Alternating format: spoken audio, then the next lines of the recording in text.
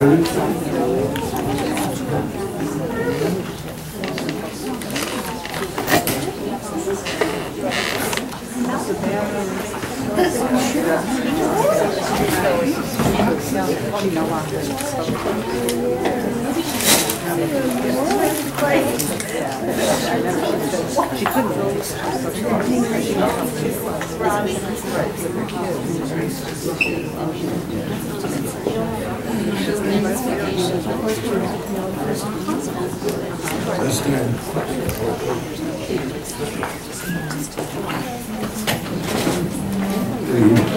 to create something. Well, last time we started to create some founding principles of Innate Health. And we did not have enough time for questions. I have no idea whether or not this time we will be successful in having time for questions. I think it's pretty important that we first try to complete and understand some principles and then ask questions, because then our questions will be much more informed and we won't be dealing with redundancies later on. One of the things that we proposed last time is that Innate Health was not intended for situations which really demanded the intervention of either medicine or some very strong dynamic therapy. It was really intended for people who were functioning reasonably well, but who were experiencing the kinds of things that all of us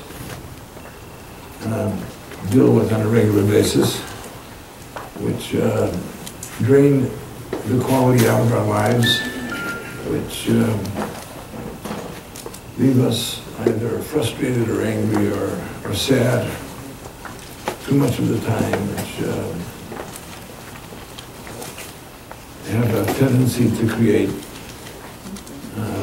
dissension in the home, all the different kinds of unhappiness that rob us and our children of the quality of life which is possible for us to enjoy. So, nonetheless, even for people who are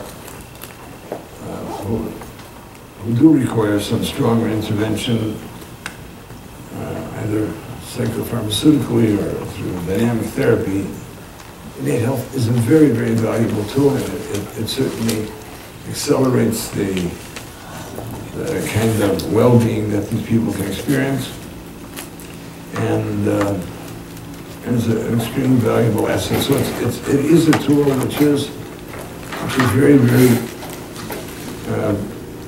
accessible and very useful for everybody.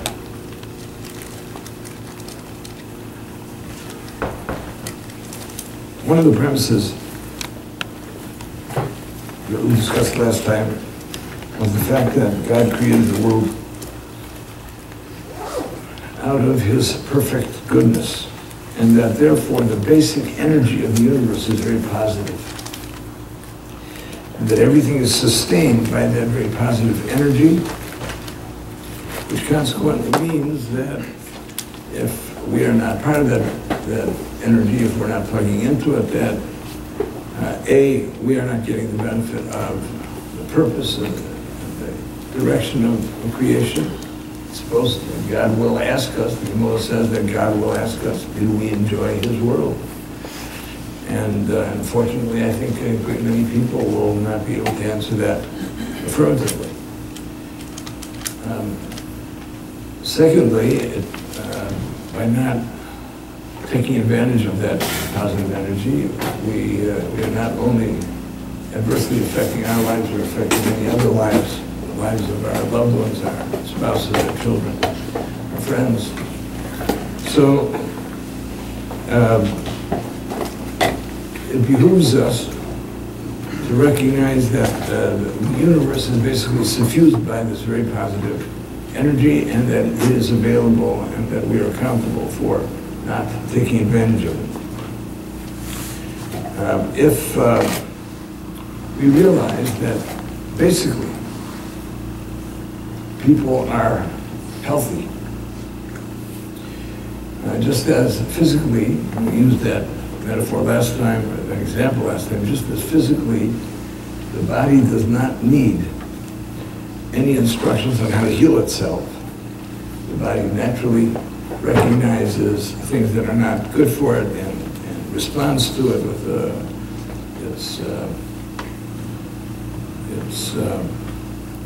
what do you call that, resistance, its immune system. Mentally and emotionally, it's pretty much the same thing. The body is really meant to function in a very healthy way. And if it doesn't, that means that we're in some way obstructing it, that we're contaminating it, that there's something that we're doing to make it difficult for us as emotionally and psychologically to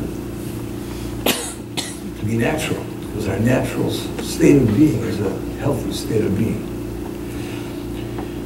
That being the case, we have the opportunity. We have the opportunity to plug into that positive energy, to plug into HaKadosh Baruch Hu, to connect up with God, and to really live a full, a joyful life. I want to talk a little bit this time by moving on to some of the other principles, namely, we'll get into the principles of thought and consciousness. The Innate Health has as its mission to put people in control of their lives. It seeks to give us a certain mastery over everything that happens in our lives, so that we are not victims of life, that we are not, that we don't feel exploited by life, but rather that we're in a position where we can respond to life effectively and where we're in the driver's seat. So the question over here needs to be, first, what can we control? In other words, if the objective is that we should be in control, what is it that we can control? We should not be so presumptuous as to believe that we can control everything, because clearly we can't control everything. So we can't control the circumstances of our lives, the things that address us from the outside. We have no control over our genetic makeup that took place long before we even knew that we had a genetic makeup. That's not one of the things which we're in control of. We had no control where we were born, to which parents we were born, in what generation we were born. We have no control over the economic context of where we grew up. We have no control over other people's behavior. There's no way in which Innate Health gives us the wherewithal to dictate how somebody else is going to act, although we can't influence it. And then there are just the vagaries of life itself. We have no control over when our roof might start leaking, or the air conditioning, God forbid, should break down. We have no control over which neighbors move in and out. We have no control over the moods of our boss. We have no control over the stock market. We have no control over the hatred of the nations to us as Jews. We have no control over tsunamis and the tornadoes and the hurricanes and the volcanic eruptions. Those are things which are beyond us. We have no control over the weather. There's a whole lot that we are in no position to delude ourselves that we're the ones who are making or can make things happen. Not only that, but we have no control over our past. Whatever has happened has happened. We can't undo our past. We We have no control over it. There is such thing as tshuva, where we can be penitent, where we know that God has an eraser, and we can be reinstated in many ways. We certainly can recognize the things that we have done that are still subject to being redressed and corrected, but we have no control over the past. And we have no control over the future. There's no way that we know what the future brings in any shape, form, or manner.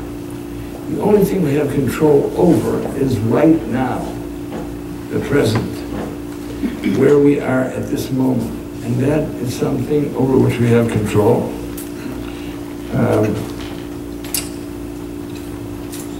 And in that case, having identified the fact that we have no control over what's outside of us, what we do need to recognize is that this issue of innate health that says that it's going to give us the wherewithal to put us in the driver's seat means that it's going to enable us to take control of ourselves and the way in which we respond to what's going on out there, which we can't change or direct according to our whims and wishes.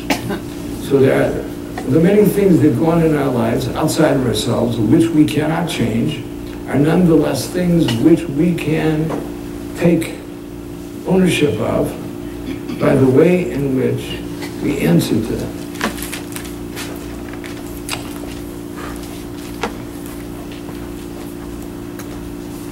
If we recognize how we can do that, then virtually regardless of the circumstances, we'll talk about some of the exceptions, and they're not glaring exceptions, but the fact is that if we understand where we can become the ones who shape the way in which we live in the moment, then we can enjoy the moment fully. We can enjoy life with a certain vivacious and positive energy, and the moment becomes a meaningful acquisition in our lives.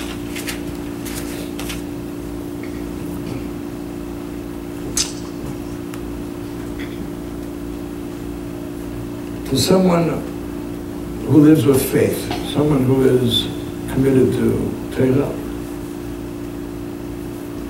being in the moment means living connected. Innate Health people, the secular part of this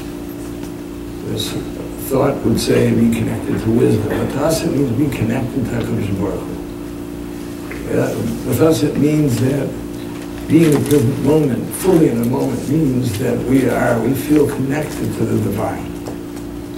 That we are experiencing Hashem's presence in our lives in a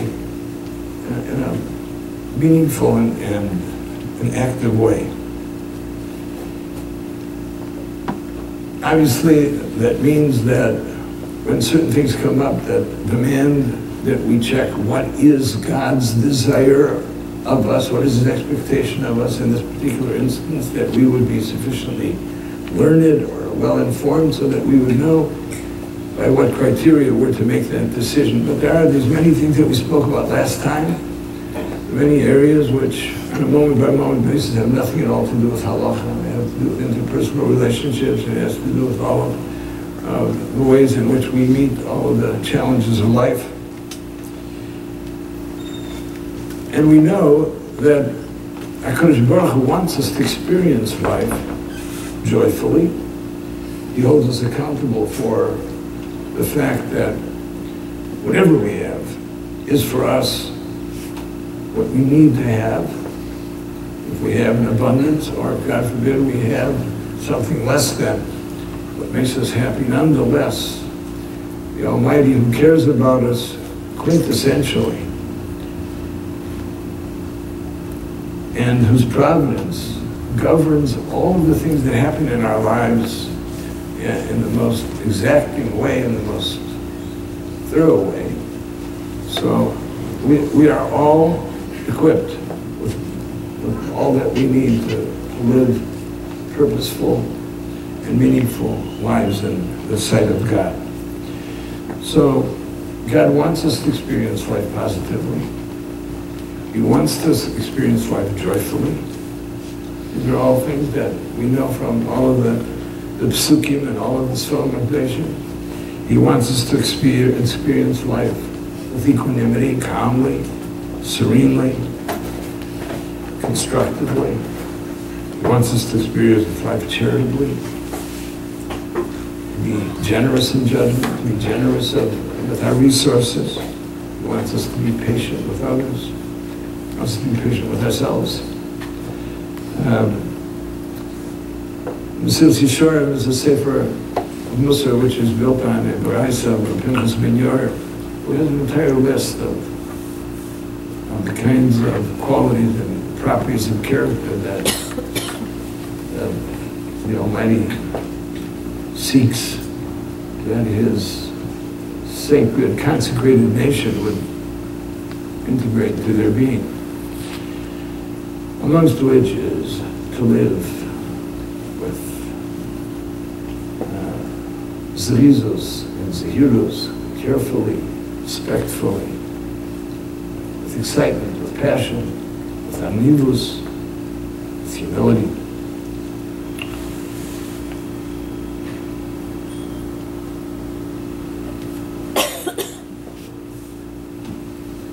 So we're in a position right now where we want to seize the moment. We want to live in the moment with all of these qualities. We want to experience the now. We want to experience the present with joy and with resolve and equanimity and all these qualities that the Torah demands of us. So I think we need to look at what is the reality of the present. We're going to take charge of the present from now on. We're taking charge of the present. We have the tools to take charge of the present. What is reality? So, commonly, we would say reality is what's out there. That's what we would call in philosophy the phenomenological facts. The facts on the ground. That's reality. It would be quite simple if that would be the case. But if anybody has ever heard two people who have a dispute describing the same situation, it would become very rapidly clear that you have two people. Somebody once said that in an insurance case, if you hear the two litigants describing a head-on collision, it's a collision between two cars parked on opposite sides of the street.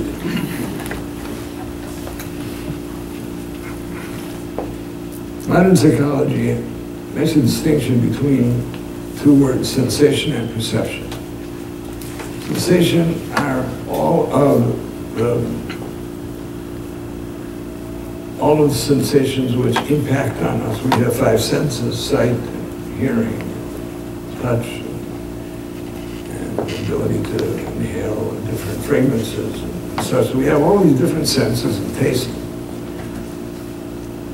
Sensation is that we are bombarded constantly by a tremendous amount of sensation. Right now, there are noises, for example, that we hear. There's an air conditioner.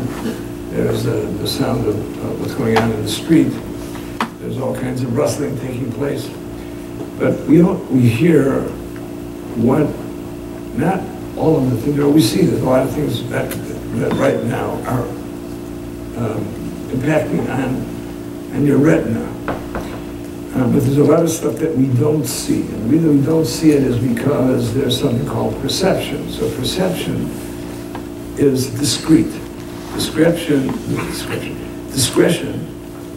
is something which takes sensation and channels it. We only hear the things that we want to hear.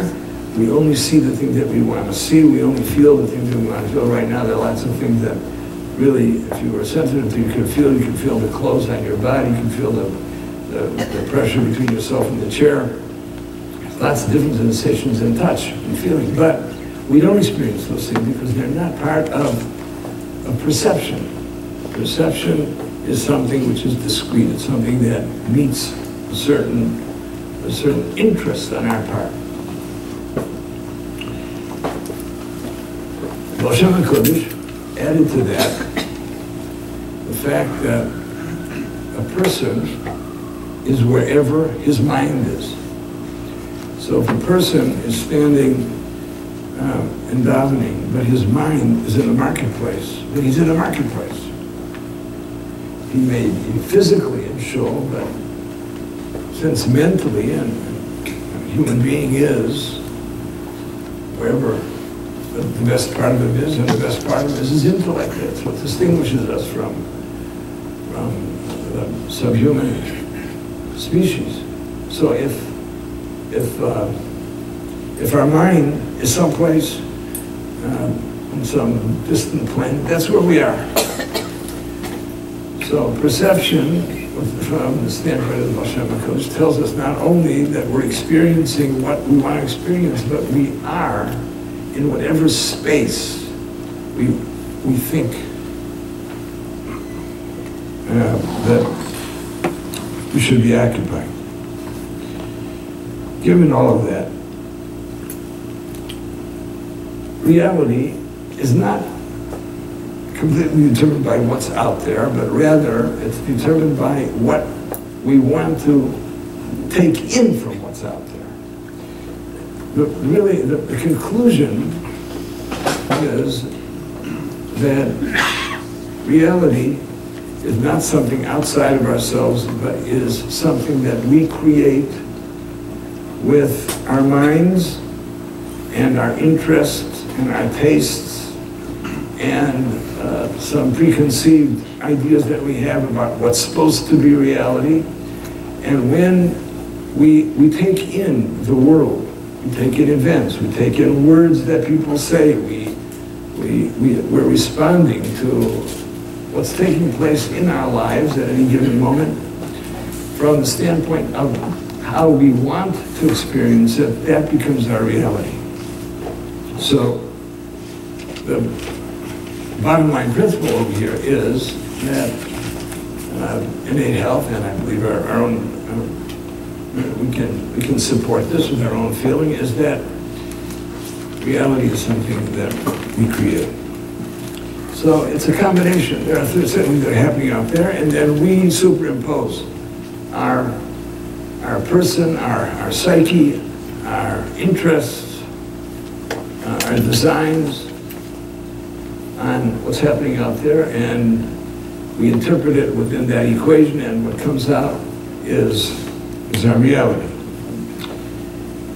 Take two people. It's maybe an extreme example, but nonetheless, I think it's a valid example. You have two people, one of whom is a pauper, destitute, someone who has barely a crust of bread to their lives, and another person who is fabulously wealthy, has $50 million. The person who is destitute buys a lottery ticket and wins $10 million. The person who has $50 million makes a really bad investment and loses $40 million. You now have two people who have the same reality outside. Right? You have two people, they each have $10 million. One of them is deliriously happy, and one of them is miserably sad.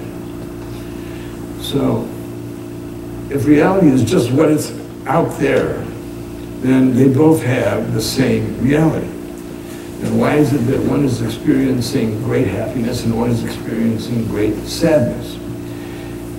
The answer to that is, I would think, is that we bring ourselves to the events and we superimpose our experience and our likes and our dislikes and the many things that we feel are so imperative for our lives, and we superimpose that on what's happening outside of ourselves, and then that becomes our reality. And so somebody says to the rich guy, why are you so despondent? He'll say, well, I have $10 million. And they'll say to the other fellow, why are you so deliriously happy? He'll say, what do you mean? I just won $10 million.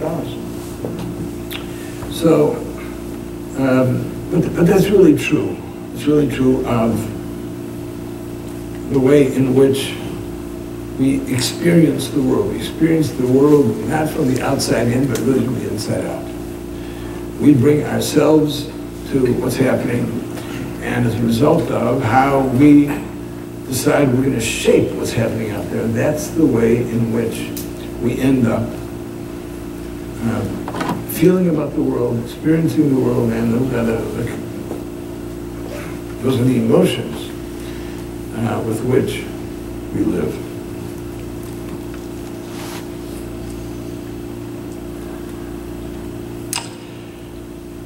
So, that being the case, then how do we control reality? Right? Saying that we can't control the past, we can't control the future. There's no point in trying to live with guilt about the past unless there's something we can really do about it. And that's constructive guilt. But just to walk around in a funk because of the fact that our past was not particularly what we wanted it to be, we're certainly not in charge of the future. We are only in charge of right now. And then right now we are in capacity to make a difference, to live joyfully, to live fully. And that the way in which we do it is to somehow experience life in a positive way. Because we have the wherewithal and the power to create our reality. That's what we do. So we might as well, for instance, we got the paintbrush, might as well paint something in wide colors and joyful colors and make it such that we're in a position to really enjoy it.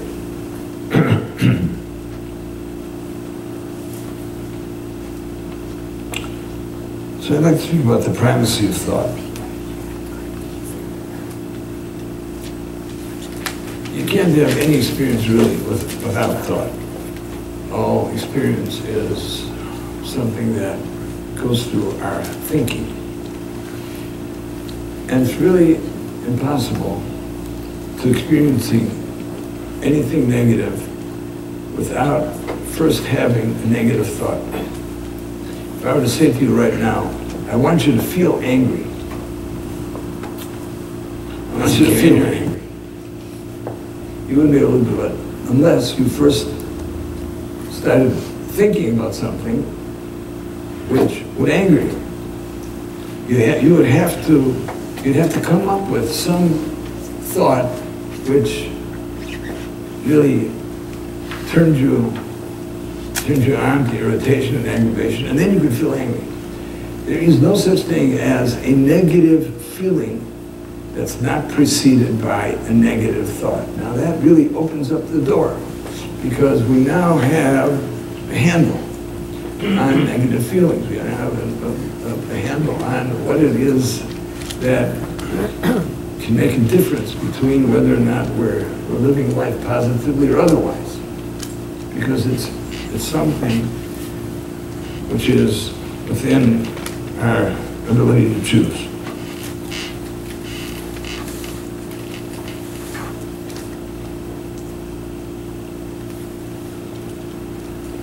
But strangely, just by conditioning and by habit, that's not the way we think about life.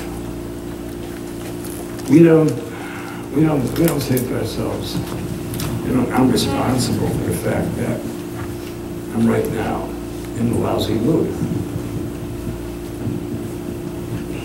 We don't say to ourselves, the fact that I'm unhappy is something that's being generated from within. We blame others. So it's our job, terrible job. We're going to have a job. We're going to quit our job and go someplace else. Or we're going to end our marriage and start a different marriage. Or we're going to move from one place to the next. My father-in-law, Blessed Memory, was a very smart man. He used to say that he always would look forward to a vacation, going someplace on vacation, until he realized that he was going to take himself along.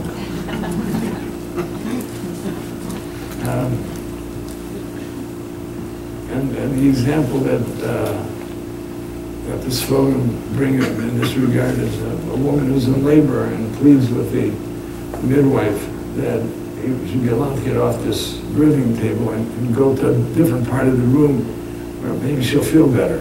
But she takes the reason for her pain with her. So unless we understand that we are the creators of our feelings, unless we understand that largest measure that how we interpret life and how we choose to respond to it is where it's happening, then we're going to constantly be moving around and trying to alter the outside environment, sometimes appealing to medicine to do so, but looking in the wrong place for the answers to our problems. My brother, Shia, the psychiatrist, says that he's used this example many times about an advertisement for one or the other over-the-counter sedatives. So the advertisement is about a woman who discovers that she's entertaining her husband's boss for supper, and she discovers that her sink is plugged up and the drain is plugged, and she's got this water floating all over the kitchen, and she's in a terrible state of mind. And all you got to do is take this sedative, and now you can deal with it. And my brother would always point out the fact that that's not wisdom speaking, that's trying to change things by changing the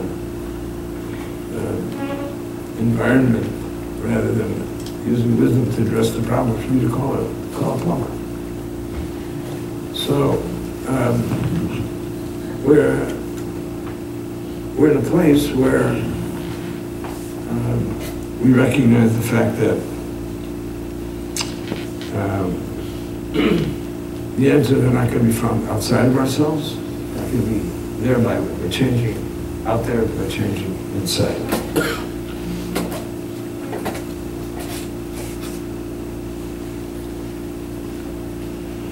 So let's look at a situation. We have a situation where, I'm saying in general, it's a situation that something is happening. So our thoughts are stimulated. And being that we are human beings, we are aware of our thoughts, or we can be aware of our thoughts. At least if we know that we should be aware of our thoughts, then we might take the opportunity to think about what we are thinking. And at that point, we can ask ourselves certain questions about the nature of our thought. We should ask ourselves if the particular thought which seems to be driving our irritation is one that we want should take up residence in our heads. Do we really want to rent that space to this particular thought? We have the right to ask ourselves the polarity of the thought. Does it feel positive? Does it feel negative? We have the right to ask ourselves the question, how much of what's happening right now is something that I am interpreting rather than is absolutely decisively and graphically so? The question is also, is it something that I really have to think about? Is it necessary? Maybe it doesn't have to be addressed right now. And if it's not something which is urgent, I can determine when and if I want to take another look at whatever is transpiring. I sometimes listen to the Rebbitzin when she's counseling on the phone, and one of the metaphors that she uses when she's speaking to the people that she's counseling is that you have, in response to certain situations, you have several avenues of response.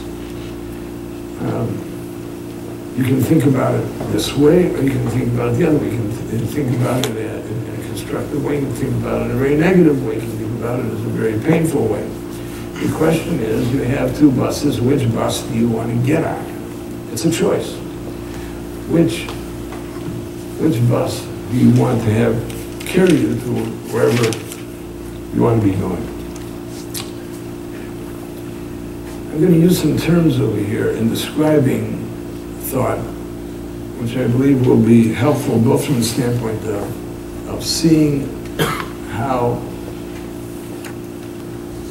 Torah thought looks at the issues of wisdom and thought and consciousness.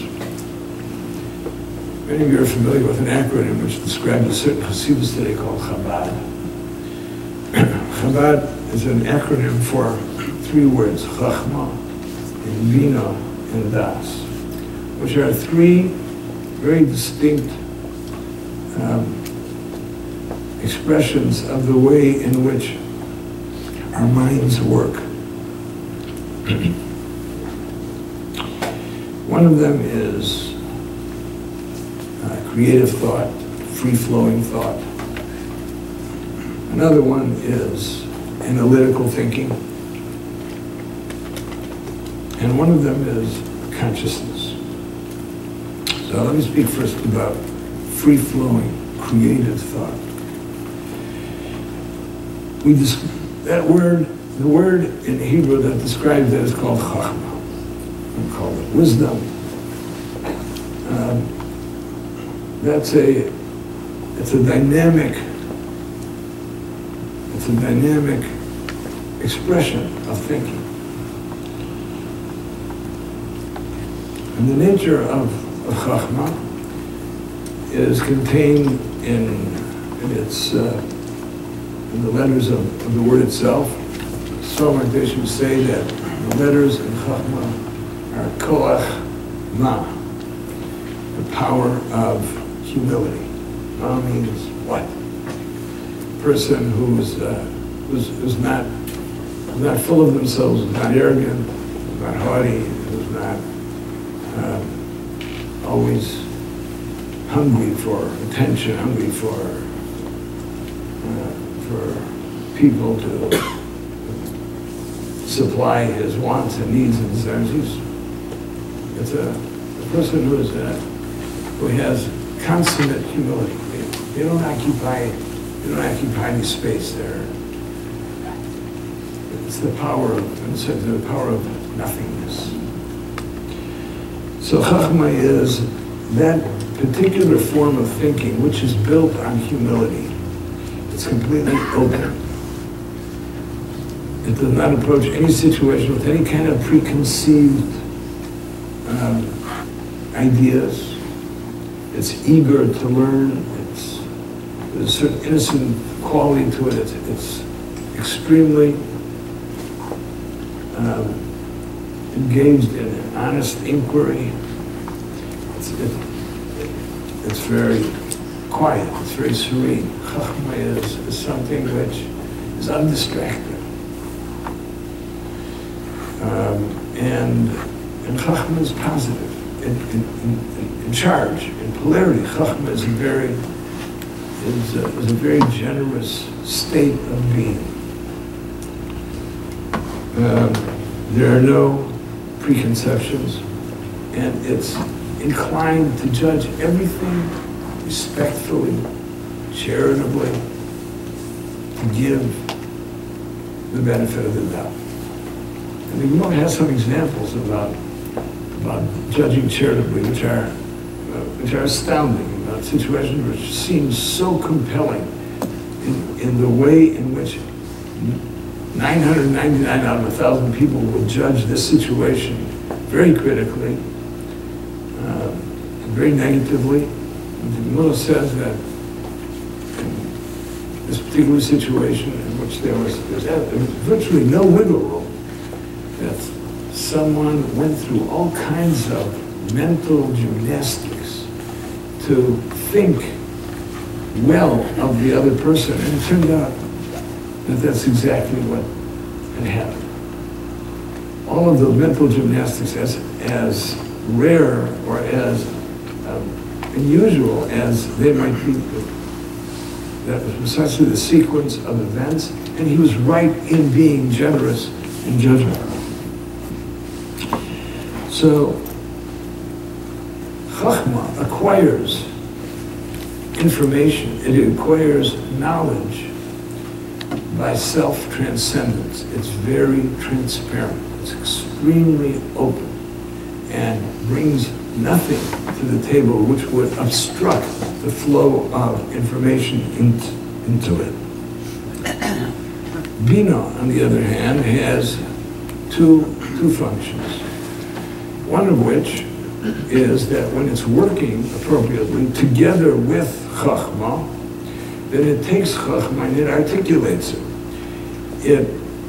It examines what this new knowledge is and tries to integrate it, even if that means that it must completely uproot everything that's inside of them that they thought prior to this, but now since they've been totally honest and totally open, and their inquiry has been done with consummate humility, they are prepared to take everything that they thought in the past, whether it's a value or whether it's an opinion, whatever it is, and to toss it up. It may be tens of years of being very invested in a position. The Bible tells of an exercise by one of the sages that was able to take every word S in the Torah and he was able to give it a meaning which was consistent with one of the rules that he felt was very critical in interpreting the Torah. He was able to do that with, I don't know how many S's there are, but thousands of S's in the Torah, and he was able to do it with all of them. So he was engaged in a lifetime of work. And then he came to the pasuk, Es Hashem Lekechatila, which is that a person should fear God.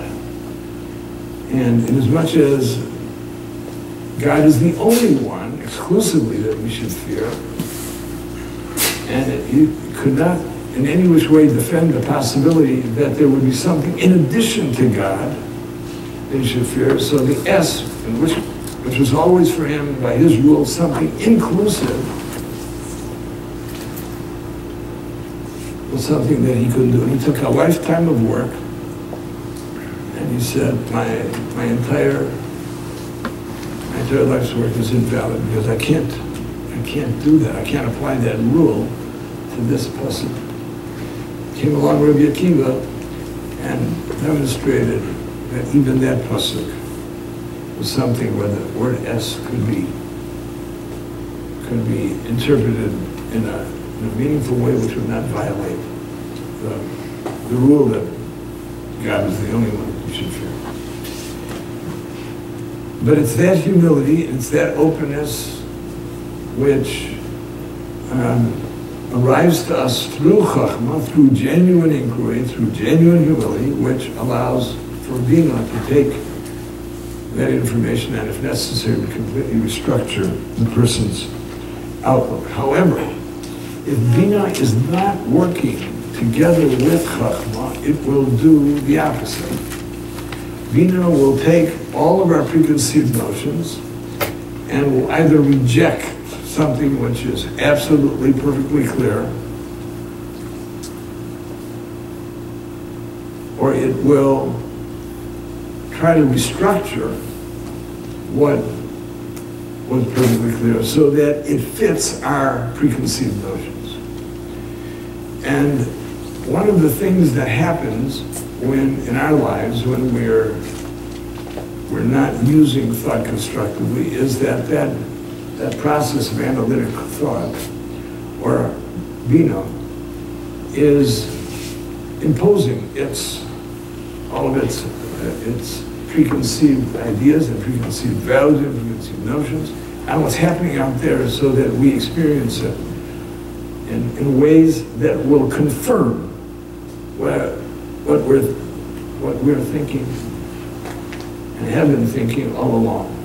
So if we have an opinion about somebody and something happens, we're going to plug it right into our bias. We're going to plug it right into the negative way that we're invested in thinking. So one can see how cyclical this could be, especially in such an intimate relationship such as marriage. We decide that something is such and such, and then we just take all the information that's coming in and constantly plug it in, and sometimes we reshape it so that it fits and confirms the things that we want to believe, or not want to in terms of wanting to desire, but I want to believe because we've become very invested in that position. So there's a healthy form of bina, which is the readiness to use the chachma to revamp, to restructure the way in which we think about something. And then there's the unhealthy form, where either we exclude what we have learned, or we reconfirm what we've seen, reconfigure what we've seen to match our bias.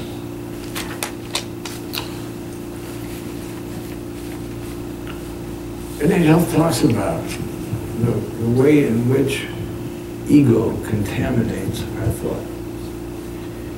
It warns us that when our minds are very stressed and when we're very busy, that the likelihood is that we are not thinking in a positive way, that what's happening is that we are bringing all of our preconceived ideas to the table, and we're going in circles, feeding on those attitudes and those ideas, and then as it feeds, it begins to cycle and gets us into a place where we become irritated and angry or despondent, and we reach all the wrong conclusions. So one of the things that we need to be able to do is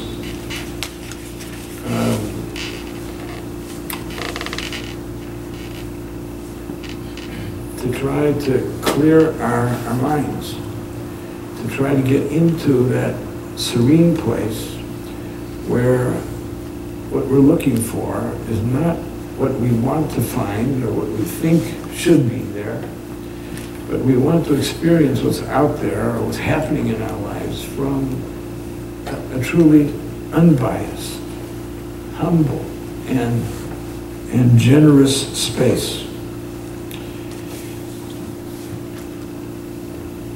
One of the ways in which we can tell in what thinking mode we are, are we in chachma or are we in bina, is to look at our feelings.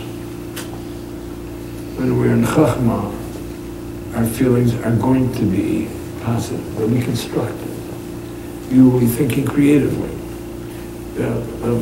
There'll be a certain patience, where it's not urgent, it's not desperate. We can look at things more dispassionately, and we can be charitable about what's happening in our lives and recognize that it's really up to us how we want to choose to process something. So if we find that we're irritated, if we find that we're aggravated, if we find that we're frustrated, if we find that we're sad, if we find that we're angry, if we find that we feel hopeless, those feelings are like a little light going on, saying on the dashboard of our car. The light goes on and says, check your engine, or that the motor's overheating, or your oil is low, or your gas is, you don't have enough fuel. The dashboard of the person's psyche is their feelings. And the lights, little lights that go on that warn us, or that give us a signal that we're in a negative place, that we're into our ego, that the thinking is taking place from a perspective of, which is devoid of chachma, the fact that the feeling is a negative feeling. The minute that a person becomes aware of that polarity, they're now in a position where they can take charge solely. We began with the objective that we were going to take charge of the moment. And one of the ways in which we take charge of the moment is to recognize that in the moment, if we are experiencing something, in a feeling which doesn't feel right, then we should stop. And we should pause and ask ourselves all the questions about what is it that's driving this negative feeling? What's the negative thought? But we're now in the driver's seat. We're now in a place where we can transform the experience of the moment. And sometimes you don't even need to go there. Sometimes just the very knowledge itself that we are the thinkers, and we're the ones who are therefore creating the emotion that is so unpleasant, is enough to let it go. I was speaking recently to a couple who had benefited a great deal from using these principles in their lives. And the husband said he came home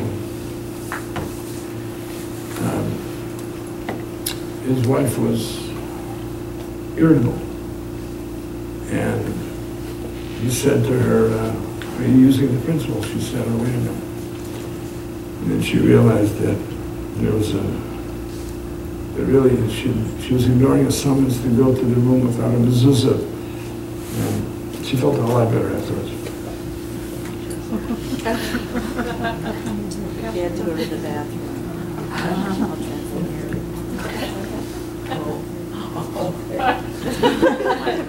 Just got it.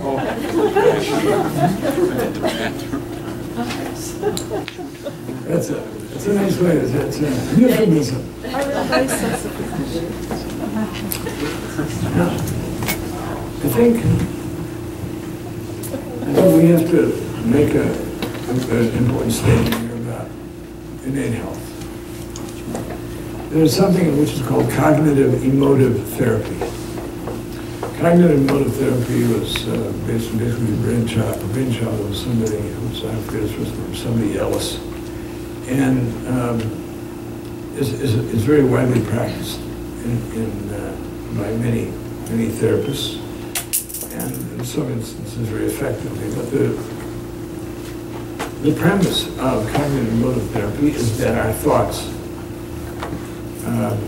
affect our emotions and our moods, so far we're in the same place. But then it goes on to say that what we need to do is to replace our negative thoughts with positive thoughts.